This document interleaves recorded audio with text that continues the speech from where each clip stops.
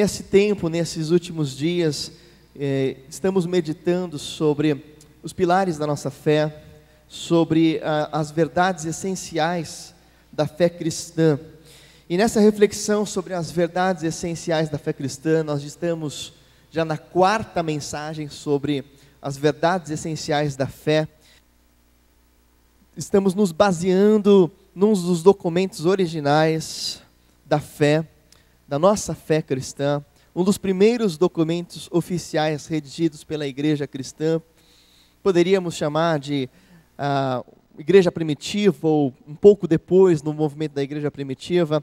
E esse documento que estamos analisando nesta mensagem sobre as verdades essenciais da fé é o documento do Credo Apostólico. O Credo Apostólico é provavelmente o primeiro documento oficial da igreja. Ele não é uma propriedade da igreja católica. O Credo Apostólico, ele é uma verdade e ele resume as convicções de qualquer cristão, de qualquer pessoa que alegue crer em Jesus Cristo ou que alegue ser um verdadeiro discípulo de Jesus Cristo. Muito provavelmente o credo como nós conhecemos foi compilado por volta do 6º século depois de Cristo, embora a tradição atribua a sua composição aos apóstolos originais. Mas nós sabemos que ele é uma junção de outros credos anteriores e, embora seja muito curto, ele resume de fato tudo aquilo que eu e você precisamos crer, tudo aquilo que eu e você precisamos entender sobre o que é ser um genuíno cristão e como é viver o verdadeiro evangelho de Jesus Cristo. Isso é muito importante. Aliás, as Escrituras, de fato, elas são inesgotáveis na sua aplicabilidade, e elas são inesgotáveis na transformação sobre as nossas vidas. Embora o conteúdo das Escrituras ele seja aparentemente limitado, ele tem Gênesis até Apocalipse, mas a sua aplicação precisa ser sempre relembrada, porque o princípio de Deus não muda sobre nós. O princípio é eterno do Senhor sobre as nossas vidas. Nós não precisamos inventar a roda, nós não precisamos inventar novas formas, né? Nós precisamos apenas lembrar aquilo que já deveríamos saber e que deveríamos praticar. E muitas vezes nos esquecemos em nome do que pode ser apenas diferente, né? Precisamos nos lembrar da essência e praticar a essência. E hoje, nessa reflexão, nós pensaremos juntos sobre a pessoa de Jesus. O que devemos saber e crer sobre Jesus Cristo. Conhecer a pessoa de Cristo, sem dúvida nenhuma, é o principal cerne da fé cristã. No entanto, é possível que ainda hoje igrejas e os membros de suas igrejas confundam conceitos essenciais sobre quem Cristo é e sobre como ele se revela a nós. É possível que você esteja há muitos anos na igreja, é possível que alguém já venha há muito tempo na igreja, e embora saiba teoricamente os conceitos sobre a pessoa de Cristo, sobre cristologia, é provável e é possível que nem todo mundo saiba realmente como ele se revela, a sua obra, e como ele fala conosco e o que ele deseja das nossas vidas. Quem é a pessoa de Jesus? O que nós devemos saber, o que nós devemos crer sobre Jesus Cristo? Gostaria de ler com os irmãos novamente o Credo Apostólico, que tem sido um dos textos em que estamos nos embasando para essas mensagens. O Credo, ele começa assim: creio em Deus Pai Todo-Poderoso, Criador do céu e da terra. Creio em Jesus Cristo, seu único Filho, o nosso Senhor, o qual foi concebido por obra do Espírito Santo, nasceu da Virgem Maria, padeceu sob o poder de Pôncio Pilatos, foi crucificado, morto, sepultado, ressurgiu dos mortos ao 3º dia, subiu ao céu, está sentado à direita de Deus Pai Todo-Poderoso, donde há de vir para julgar os vivos e os mortos. Amém, irmãos? Os irmãos creem nessa declaração? Sem dúvida nenhuma, declaração completamente cristã bíblica. E aí ele continua: creio no Espírito Santo, na Santa Igreja Universal, não tem nada a ver com a IURD, né? Com Macedo, nada a ver com o Edir Macedo. Santa Igreja Universal, conceito de igreja aí global, igreja invisível, na comunhão dos santos, na remissão dos pecados, na ressurreição do corpo e na vida eterna. Amém, né? Glória a Deus. Agora, mais importante do que decorar isso, tem muita gente que decora, mas não reflete sobre tudo isso. O que isso significa no nosso dia a dia, na nossa prática diária? A sua convicção, sem dúvida nenhuma, interfere na sua prática. Aquilo que cremos pode moldar o que fazemos. Se nós cremos de forma equivocada, teremos uma prática equivocada. É verdade. E ainda que sejamos sinceros, é possível que estejamos sinceramente errados. Sinceridade não é necessariamente a forma de se fazer as coisas certas. É preciso sinceridade e biblicidade, né? Ou sermos bíblicos, sermos cristocêntricos.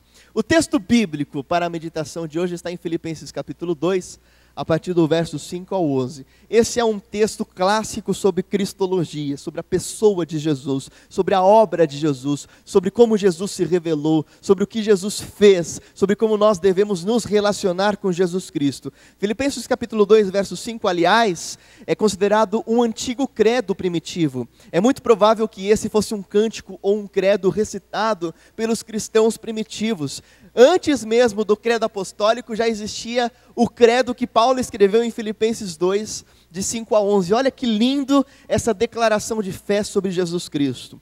Seja a atitude de vocês a mesma de Cristo Jesus, que embora sendo Deus, não considerou que o ser igual a Deus era algo que devia apegar-se, mas esvaziou-se a si mesmo, vindo a ser servo e tornando-se semelhante aos homens. E sendo encontrado em forma humana, continua, né? Aqui, sendo encontrado em forma humana, ele humilhou-se a si mesmo e foi obediente até a morte e morte de cruz. Por isso, Deus o exaltou à mais alta posição. Ele deu o nome que está acima de todo nome, para que ao nome de Jesus se dobre todo o joelho nos céus e na terra e debaixo da terra, e toda língua confesse que Jesus Cristo é quem? É o Senhor, né? Jesus Cristo é o Senhor, para a glória de Deus Pai. Aleluia! Que credo maravilhoso. Muito obrigado, Deus, pela Tua palavra, pelas Tuas Escrituras e pela revelação do Senhor nas Tuas Escrituras. Ilumina a nossa mente, o nosso coração, para a compreensão das Tuas verdades e aplicação delas em nossas vidas, em nosso dia a dia, e usa-me como instrumento para isso, para a glória do Teu nome. Fala conosco em nome de Jesus. Amém. Esta mensagem ela é tão profunda, ela tem tantas verdades. A cristologia é algo tão profundo que não dá para falar em apenas uma mensagem. Por isso, eu falarei um pouquinho nesta manhã e hoje à noite ainda continuarei esta mensagem sobre a cristologia. Eu entendo que são 3 aspectos importantes que precisamos estudar e entender sobre a pessoa de Jesus Cristo. O aspecto do seu senhorio. Jesus Cristo de fato é Senhor, Ele foi declarado Senhor na sua ressurreição, Ele precisa ser Senhor da sua vida. O aspecto da divindade de Jesus Cristo, ou seja, Jesus, Ele é pessoa divina, Ele é pessoa de Deus, Ele é a trindade de Deus, faz parte da trindade de Deus. Então o aspecto divino da pessoa de Jesus e também o aspecto humano, encarnacional da pessoa de Jesus. Jesus é 100% Deus, mas Jesus também foi 100% homem, natureza hipostática de Jesus Cristo, né? Isso que a teologia chama hipostática de Jesus Cristo. Agora, esses 3 aspectos nós analisaremos agora de manhã e também à noite. No entanto, vamos resumir apenas para agora de manhã em 2 breves aspectos, e já alegando e afirmando aos irmãos que o principal cerne da fé cristã é a pessoa de Cristo, e não apenas um conjunto de conceitos abstratos. Amém, irmãos? A nossa fé, o que faz a nossa fé, não é apenas o conjunto da sua doutrina, embora a convicção defina a nossa ação, mas convicção do quê? Convicção de quem é Jesus. Não a convicção filosófica sobre Jesus, mas o relacionamento pessoal com Jesus Cristo. Poderemos ser muito bons teólogos aqui, trabalhar toda a teologia, todo o conhecimento da teologia, toda a filosofia da fé, todos os pais apostólicos e os grandes teólogos, reformados, pré-reformados. E, no entanto, se nós não tivermos conhecimento pessoal de quem é Jesus na sua vida, se a pessoa de Jesus não for a fonte, o cerne, a vitalidade do seu ser, nós não seremos cristãos de fato. Poderemos nos chamar nominalmente de cristãos, mas sem relacionamento pessoal com Jesus Cristo e sem estarmos focados e centrados na pessoa de Jesus, não existe cristianismo. Amém? Olha só, algumas posições importantes então. Primeira convicção, como eu já disse, é que Jesus é divino. Jesus, o Filho de Deus, Ele é verdadeiro Deus. O credo que nós lemos tem no segundo parágrafo: creio em Jesus Cristo, seu único Filho, o qual foi concebido por obra do Espírito Santo, né? O conceito de Jesus como único Filho é uma atribuição, é quase um título sobre Jesus. Jesus é o Filho de Deus, Jesus não é um Filho de Deus. Nós somos mais um Filho de Deus, nós somos feitos filhos por adoção. A partir do momento que você crê em Jesus Cristo, que você recebe a Cristo, que você se entrega a Jesus Cristo, que você nasce de novo, que você se arrepende dos seus pecados, a partir desse momento a palavra de Deus nos garante: todos aqueles quanto receberam a Jesus, lhes foi dado o poder de se tornarem filhos de Deus, né? A palavra de Deus também repete sobre a nossa filiação ao Pai, no texto de Romanos. Somos feitos filhos por adoção, e o próprio Espírito de Deus clama Abba, Pai, né? O nosso Espírito se comunica com o Espírito de Deus, pelo qual clamamos Abba, Pai, o Paizinho querido.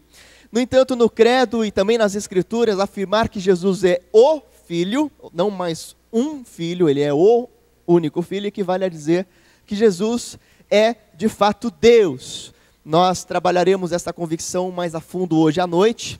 Nesta manhã, basta-nos termos esta convicção de que Jesus Cristo é pessoa divina. Um dos textos principais para isso está em 1 João capítulo 5, verso 20. Sabemos também que o Filho de Deus, o Filho de Deus, quem é o Filho de Deus? É Jesus, né? O Filho de Deus veio e nos deu entendimento para que conheçamos aquele que é o verdadeiro. E nós estamos naquele que é o verdadeiro, em seu Filho Jesus Cristo. Este é quem? Verdadeiro Deus e a vida eterna. Jesus Cristo, pessoa do Filho de Deus, é o verdadeiro Deus. Eu também destaco o texto de João, capítulo 14, verso 8. É muito interessante esse diálogo de João com Felipe. E disse Felipe: Senhor, mostra-nos o Pai, isso nos basta. E Jesus respondeu: você não me conhece, Felipe, mesmo depois de eu ter estado com vocês durante tanto tempo? Quem me vê, vê o Pai. Como você pode dizer, mostra-nos o Pai, né? Ou seja, a pessoa de Jesus revela plenamente Deus Pai. Quem vê Jesus, vê a Deus, vê o Pai. Conhecemos ao Pai através da pessoa de Cristo, de Jesus, e revelamos o Pai por meio da manifestação de Cristo. E Cristo se manifestou e manifesta a Deus plenamente pela sua obra na cruz. O seu amor revelado na cruz do Calvário, morrendo por nós pecadores, é a grande evidência e demonstração do amor do Pai. E nós sabemos que Deus é amor. Quando nós revelamos o amor de Deus em Cristo Jesus na cruz, revelamos a Deus Pai. Quem vê a Cristo, vê Deus Pai. Conhecer a Deus é conhecer a pessoa de Jesus. Amém, irmãos? Veremos mais sobre isso hoje à noite. Agora, eu quero trabalhar com os irmãos uma segunda convicção importante sobre quem é Jesus e como isso se relaciona com a sua vida. Jesus verdadeiramente se fez homem. Ele não apenas é pessoa divina, mas ele se fez verdadeiramente homem. O credo que nós estamos nos baseando diz: creio em Jesus Cristo, seu único Filho, o qual foi concebido por obra do Espírito Santo. Ou seja, esse é o lado divino de Jesus, mas também destaca, ele nasceu da Virgem Maria. Ou seja, ao mesmo tempo, Jesus foi concebido pelo Espírito, isso é bíblico, isso é verdadeiro, mas ele nasceu de Maria, nasceu de uma mãe humana. Maria não era divina, Maria não é deusa, né? Maria era um ser humano, e ele nasceu de uma mãe humana. Não somente nasceu de uma mãe humana, ele viveu, ele sofreu, ele morreu como um ser humano, tal como nós. Jesus sofreu todos os tipos de tentações, de provações, de sofrimentos na pele, na sua carne, na sua alma, nas suas emoções, que eu e você sentimos como seres humanos. Essa é a doutrina da natureza hipostática de Cristo, né? Ou seja, Jesus, ele tem uma dupla natureza. Ele é verdadeiramente Deus, mas ele é verdadeiramente homem. Amém, queridos irmãos? Reconhecer que Jesus, o Filho de Deus, foi concebido pelo Espírito Santo, mas nasceu de um ser humano como Maria, é reconhecer que Jesus é Deus e Jesus é ser humano. Agora, qual é a importância disso tudo? Aí você pode me perguntar: o que isso tem a ver com a minha vida? E por que é importante saber que Jesus é Deus e Jesus foi verdadeiramente homem? A importância é suma, é grandiosa. Se nós não entendêssemos isso, e se Jesus Cristo não se fizesse homem e Deus simultaneamente, a nossa redenção seria impossível. Seria impossível você ter sido salvo pela obra de Jesus, se Ele não tivesse sido feito homem, assumido a forma humana, como nós lemos lá em Filipenses capítulo 2. Ao se encarnar, Cristo, Ele se contextualiza, Ele assume a nossa forma, Ele assume a nossa linguagem, Ele assume a nossa mensagem, Ele olha nos nossos olhos, Ele fala com a mesma boca de um ser humano, Ele ouve como os seres humanos têm a capacidade de ouvir com seus ouvidos, Ele assume um corpo exatamente como o nosso, e Ele se torna completamente compreensível e visível aos olhos nus. Jesus, isso é contextualização, né? É você assumir o contexto e entender como comunicar a mensagem ao contexto. Deus foi o primeiro a se contextualizar. Deus, Ele se faz contextualizável à humanidade. Ele se faz comunicável à humanidade, Ele se faz compreensível ao ser humano. Ele se importa que o ser humano entendesse a sua verdade, a sua vontade. Mas como é que um Deus supremo, absoluto, soberano, Senhor, transcendente, imanente, além de tudo, Criador dos céus e da terra, como é que esse Deus todo-poderoso poderia ser compreendido por nós, seres falhos e limitados? Só tinha uma forma: Ele precisava assumir a sua forma, a nossa forma. Mas Ele nunca deixou de ser Deus ao fazer isso. Ele representa Deus perante os homens, mas Ele representa os homens perante Deus, porque ao se encarnar, ou assumir a forma de homem, Ele entende plenamente quem somos, Ele entende as suas emoções, Ele entende as suas fraquezas, Ele entende as suas dores, Ele entende as suas provações, Ele entende as suas falhas, Ele entende o que é a tentação do pecado. No momento em que Ele se faz homem, Ele sabe exatamente o que eu e você sentimos, mas ao mesmo tempo Ele nunca deixou de ser Deus, então Ele sabe exatamente quem Deus é, o que Deus pensa, porque Ele é Deus. Ele consegue fazer a plena comunicação, Ele se torna o mediador perfeito entre Deus e os homens. Diga aleluia, né? Olha que profundo, que lindo isso, meus queridos irmãos.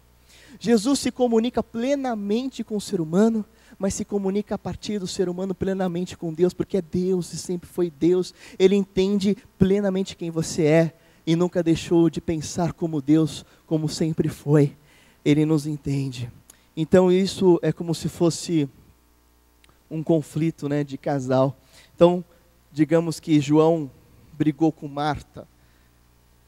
João brigou com Marta, aí os dois estão brigados e um não entende o outro, né? E aí o João tem um ponto de vista, eles brigaram a respeito de qualquer assunto lá. Aí João, sobre finanças, né? Sobre a forma de usar as finanças. Aí João pensa que deve usar as finanças de uma forma, e a Marta, para não falar Maria, né? A Marta, ela pensa que deve usar as finanças de outra forma, as economias, a poupança. Aí o João fica nervoso. Fala: Marta, mulher, você não me entende. Você não está percebendo que isso aqui é estratégico, que isso aqui é mais importante, a gente tem que investir dessa forma o nosso dinheiro. O João fica nervoso com a Marta. A Marta fala: não, homem, você que não entende. Parece que você nunca me entende, parece que eu falo grego com você, né? E aí vem aquela expressão: os homens são de Marte e as mulheres são de Vênus. Um não entende o outro. E aí ficam em conflitos. É lógico que um não entende o outro. São pessoas diferentes. É uma formação biológica diferente, são emoções diferentes, são contextos diferentes, são criações diferentes. E aí um não entende o outro. E aí é como se de repente alguém aparecesse, uma pessoa neutra, uma pessoa que não tem nem partido dos maridos e nem partido das mulheres. Ele não é nem machista nem feminista, né? Ele não é nem amigo do João nem amigo da Marta. Ele está lá para resolver o conflito. Ele é um mediador. Ele entende plenamente como o João se sente. Ele sabe todo o ponto de vista do João. Ele sabe exatamente como o João pensa. mas ele também pensa plenamente como a Marta. Ele conhece a Marta, ele conhece o pensamento dela, porque ela se preocupa com aquelas questões. Mas ele não toma partido nem de um nem de outro. Ele intermedia entre um e outro, e ele promove uma reconciliação plena entre os dois, por entender ambos os lados, mas ser neutro ao mesmo tempo, não assumir um partido dos lados. Jesus é esse mediador. Ele não assume partidos, ele é ambos. E ele intermedia entre ambos, ele reconcilia ambos. Diante do nosso pecado, das nossas ofensas, das nossas críticas ao próprio Deus pelo pecado, diante das nossas falhas com Deus, diante dos nossos conflitos com Deus, Jesus é esse mediador pleno. Ele nos entende, ele sabe o que é falhar, mas ele ao mesmo tempo não é um partidário da humanidade, porque ele é Deus, ele está também do lado de Deus. E ele promove a paz entre Deus e os homens, e a palavra de Deus nos diz, só há um mediador entre Deus e os homens, é o homem Cristo Jesus. 1 Timóteo Deus 5, isso é muito importante, porque diante do conflito do pecado, nós temos um mediador perfeito, que nos reconcilia com Deus. Ele sabe o que você está passando, amém, irmãos? Ele sabe quão difícil é vencer essa tentação, ele sabe quão difícil é lidar com algumas questões na sua família, na sua casa. Ele sabe quão difícil é lidar com aquela situação no seu trabalho, com aquele conflito, gerencial, com conflito com o colega, com conflito com o funcionário. Ele sabe quão complicado é o que você está passando, mas ao mesmo tempo, Ele é Deus presente com você, e Ele te ama como Deus, não com um amor falho como nós temos como seres humanos. Creia que Cristo lhe entende plenamente e se aproxime dEle, pois Ele conhece profundamente as suas fraquezas. Amém, Graças a Deus. Você tem um amigo do seu lado, é Jesus, e nele você pode confiar. Talvez o ser humano do seu lado não vai te entender, porque pode ser que ele tenha um outro ponto de vista, pode ser que ele tenha algum partido, algum partidarismo, mas Jesus não tem pontos de vista. Jesus é 100% homem, Jesus é 100% Deus. Ele te entende plenamente e Ele revela Deus para você. Que lindo isso, irmãos? Que lindo isso. Diante dos nossos conflitos uns com os outros e conflitos interiores, nós temos um pleno mediador, aquele que quer resolver esses conflitos. A mensagem de Jesus só tem peso e importância por causa do nosso reconhecimento de quem Ele é. Ele é Deus, mas Ele é homem também. Ele conhece e sabe quem é Deus e sabe como ser Deus, mas Ele sabe o que é a nossa humanidade falha e passível de erros. Por isso, nós revelamos a Deus aos outros quando expressamos a imagem de Cristo e o seu amor por nós na cruz. Jesus é Deus verdadeiro, mas se fez verdadeiramente homem, e Cristo conhece exatamente a nossa dor e sofrimentos e nos reconcilia com Deus de maneira perfeita. Amém, Graças a Deus por isso.